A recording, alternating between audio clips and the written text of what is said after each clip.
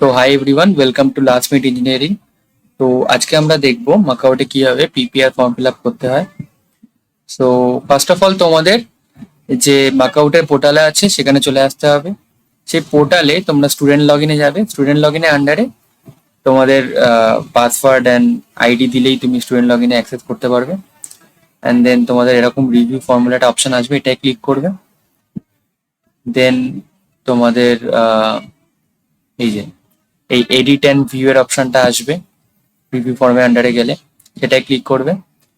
Click করার পর check application status আন্ডারে যাবে। তো এখানে তুমি সাবজেক্ট ফর রিভিউ বলে এরকম একটা অপশন পাবে, এটাই যাবে, ঠিক আছে, subject for review.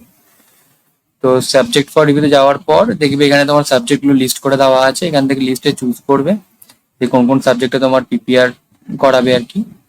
Then submit and continue করবে। তো এইটুকুই হচ্ছে মেন প্রসেস। আর তোমাদের যে পিপিআর এর টাকাটা সেটা কলেজ নেবে, কলেজ নিয়ে সেটা একবারে ইউনিভার্সিটিকে পেমেন্ট করবে।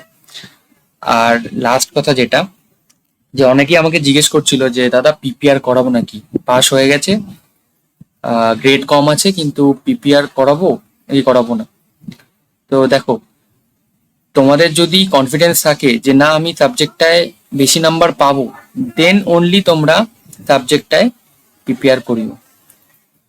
ডি এসছে, 5 এসছে, 5 গ্রেড এসছে ধরো, তো সেই সাবজেক্টে কোনোদিনও রিভিউ করিও না, ফেল হয়ে যাওয়ার চান্স থাকে। যারা স্কলারশিপ পাচ্ছ তাদের স্কলারশিপ কিন্তু বন্ধ হয়ে যাবে, ঠিক আছে? তাই ভেবে চিনতে যা করবে করো।